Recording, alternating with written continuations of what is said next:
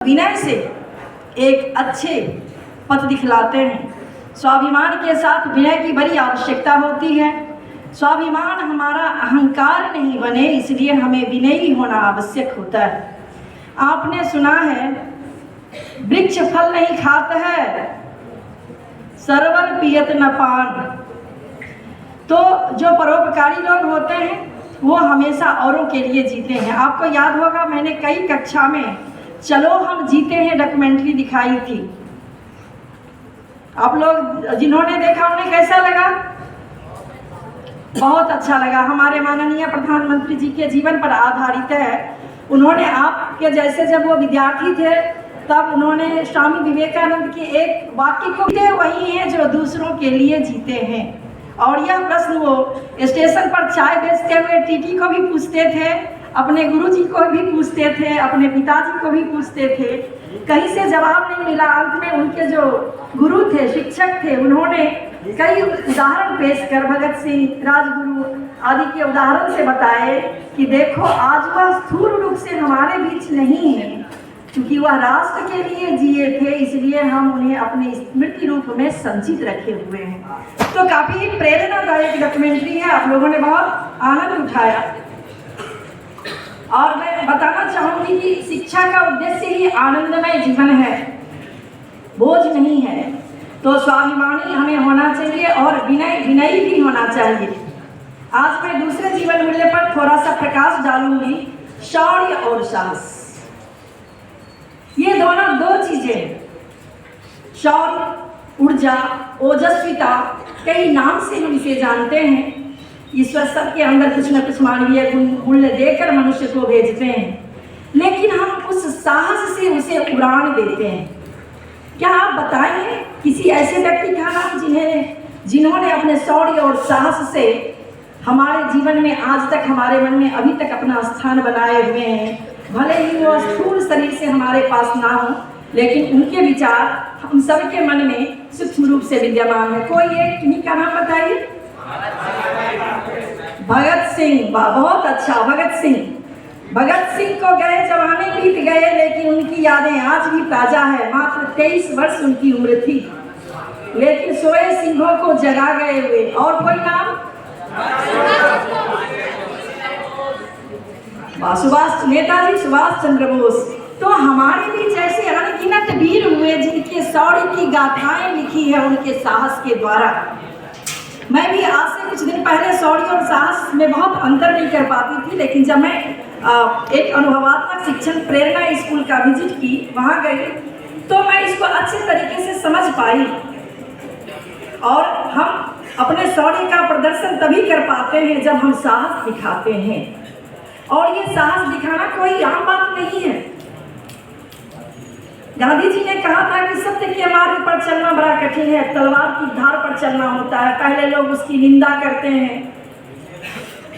अच्छे मार्ग पर जब चलोगे तो पहले निंदा का सामना करना पड़ता है कि मानव का गुण है कि वो किसी को अपने से ऊपर देखना अधिकांशतः लोग नहीं चाहते हैं। उसके बाद अंतिम चरण में उस पर पत्थर भी फेंकते हैं, लेकिन फिर भी अगर काम जिंदा रह जाता है तो निश्चित रूप से पूजा जाता है। सुभाष चंद्र बोस यूं ही सुभाष नहीं बन गए, और भगत सिंह यूं ही भगत सिंह नहीं बन गए।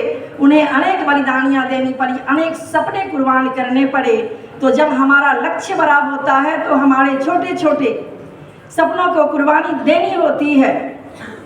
आप सब यहाँ बैठे हो, आगे चलकर बहुत बड़े बड़े क्षेत्र का प्रतिनिधित्व करोगे, नेतृत्व करोगे, लेकिन प्यारे बच्चे, हमारे जीवन में जो ये मूल्य है, हम इसी उम्र में इसे अपनाते हैं, आदत बनाते हैं।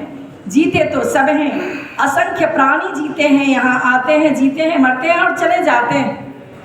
स्मृति में वही रह जाते हैं जो कुछ कर जाते हैं। तो हमें औरों के लिए भी जीना सीखना होगा, औरों के भी सिद्धांत को अपनाना होगा। इसके दो सूत्र मैं आपको बताऊंगी। एक होता है प्रतिस्पर्धा, दूसरा होता है ईर्ष्या। हम सब इन दो रूपों का किसी न किसी रूप में हम शिकार होते हैं, हम सभी। लेकिन हम कोशिश करते हैं कि हम ईर्ष्या से बचें। यह वह दुर्गुण है जो हमें अंदर ही अंदर खा जाती है। हम जिससे ईर्ष्या करते हैं उस व्यक्ति को पता ही नहीं होता है कि उससे कोई ईर्ष्या कर रहा है, और वह व्यक्ति उत्तरोत्तर प्रगति करता है, और हम अंदर ही अंदर उस दुष्प्रभाव से, पिचास से खोखले होते चले जाते हैं। इसलिए हमें प्रतिस्पर्धा करनी चाहिए। अगर अमुक व्यक्ति ने ये अच्छा किया, नाम कमाया, तो हमको और अच्छा करना है, हम भी करेंगे, क्योंकि हम में भी वह गुण है। यह प्रतिस्पर्धा है, और हम सबको प्रतिस्पर्धी होना चाहिए, होना ही चाहिए। तो ये गुण अपनाए, हमें कभी भी ईर्ष्याशील नहीं होना चाहिए, क्योंकि यह हमें स्वयं के नाश का कारण बनता है।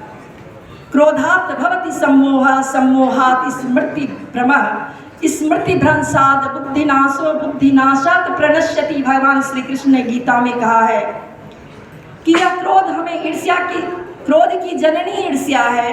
अगर हमारे मन इच्छित कार्य नहीं होते हैं तो हम क्रोध करते हैं, और वहाँ से हमारे विनाश की लीला शुरू हो जाती है। तो प्यारे बच्चों, लेकिन ये सब कहना जितना आसान है, करना उतना आसान नहीं है। ये आप भी जानते हैं, मैं भी जानती हूँ। इसके लिए भी भगवान श्री कृष्ण ने गीता में बताया है, असंशयं महाबाहो मनो दुर्निग्रहं चलं, अभ्यासेन तु कौन्तेय वैराग्येन च गृह्यते। अभ्यास का मतलब आप समझते हो?